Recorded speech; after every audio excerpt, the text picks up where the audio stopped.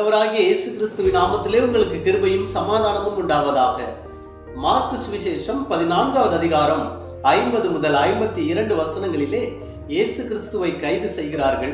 ஒரு வாலிபன் துப்பட்டியை போட்டுவிட்டு அவன் ஓடுகிறதை குறித்து வேதத்திலே வாசி. மார்க்கு சுவிசேஷம் 15வது அதிகாரம் 46வது வசனத்துக்கு வரும் பொழுது, அங்கே இயேசு கிறிஸ்துவுடைய சரீரத்தை அடக்கம் செய்வதற்கு சிரேனை ஊரானாகிய சீமோன் ஒரு மெல்லிய துப்பட்டியை எடுத்து என்று வாசிக்கிறோம். இந்த இரண்டு இடத்திலும் துப்பட்டி என்ற ஒரு வார்த்தை வருகிறது. துப்பட்டி என்பதற்கு பயன்படுத்தப்படுகிற கிரேக்க வார்த்தையானது சிண்டோனா என்பதாகும்.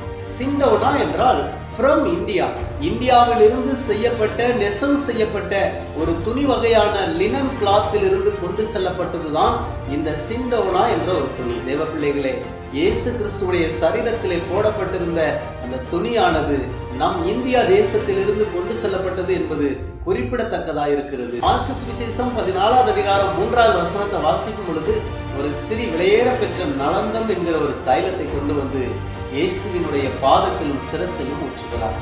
நலந்தம் என்பதற்கு பயன்படுத்தப்படுகிற கிரேக்க வார்த்தையானது ஸ்பைக்நாட் என்பதாகும்.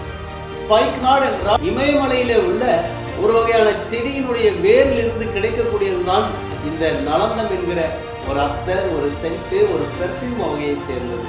தேவ பிள்ளைகளே, இந்திய தேசமானது இயேசு கிறிஸ்துடைய சரீரத்திலே போர்த்தப்பட்டிருந்த துப்பட்டிக்கும் அடையாளமாக இருக்கிறது. மாத்திரமல்ல, இயேசு கிறிஸ்துடைய பாதத்திலே சிரசிலே ஊற்றப்பட்ட நலந்த தைலத்துக்கும் அடையாளமாக இருக்கிறது. எஸ்தர் புஸ்தகத்திலே இந்தியாவிலிருந்து என்று வாசிக்கிறோம்.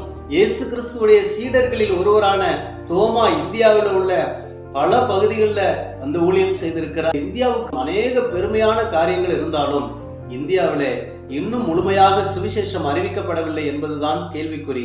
நீங்களும் நானும் புறப்படுவோம், தேசம் முழுவதும் சுவிசேஷம் அறிவிப்போம். உலகத்தை கலக்குகிறவர்கள் இங்கேயும் வந்துவிட்டார்கள் என்று சொல்லத்தக்கதாக கர்த்தர் சுவிசேஷம் அறிவிக்கும்படியாக உங்களை தெரிந்து கொண்டிருக்கிறார்.